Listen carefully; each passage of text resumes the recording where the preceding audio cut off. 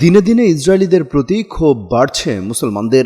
ফুঁসে উঠেছে বাংলাদেশ, পাকিস্তান, মরক্কো সহ মুসলিম বিশ্বের বহু দেশ। শুধু প্রতিবাদী নয়, অনেক দেশেই ইসরায়েলিদের প্রবেশে নিষেধাজ্ঞা আছে। এবার আইন করে ইসরায়েলিদের প্রবেশে নিষেধাজ্ঞা দিয়েছে পর্যটন নির্ভর দেশ মালদ্বীপ।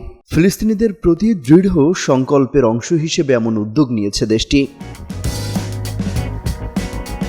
মালদ্বীপের পার্লামেন্টে মঙ্গলবার আইনটি পাশ হয়। এর প্রায় সঙ্গেই প্রেসিডেন্ট মোহাম্মদ মুইজ্জু আইনটির অনুমোদন দেন। তার দপ্তরের এক কর্মকর্তা বার্তা সংস্থা এএফপিকে জানিয়েছেন, এটি দ্রুতই কার্যকর হবে।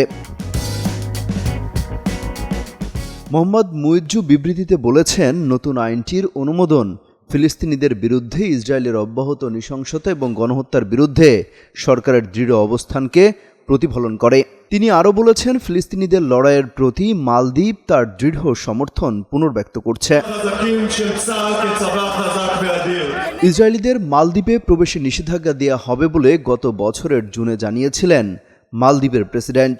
ওই সময় ইসরায়েলিদের প্রবেশে নিষেধাজ্ঞা দিতে করণীয় ঠিক করতে কমিটি ঠিক করা হয়। সব প্রক্রিয়া শেষে মঙ্গলবার আইনটি আনুষ্ঠানিকভাবে দেশটির সংসদে তোলা হয়। সংসদে পাশ হওয়ার পর কোনো বিলম্ব না করেই আইনটির অনুমোদন দিয়েছেন প্রেসিডেন্ট মোহাম্মদ মুইজ্জু। অমিত হাসান রবিন, যুগান্তর নিউজ।